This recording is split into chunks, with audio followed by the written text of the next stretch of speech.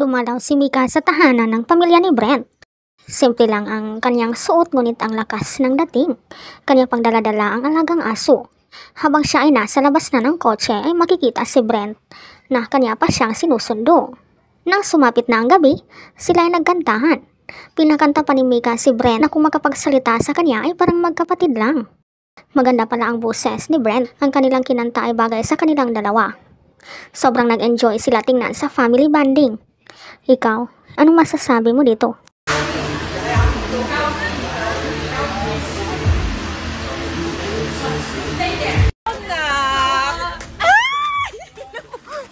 Ilaw pa. Kaya nagkaya sa'yo. Hindi ko kaya, taas yan bro. Tayo mo yan!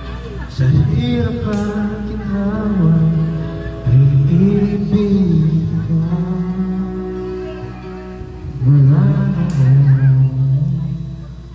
hanggang ngayon. Baka na yan, baka!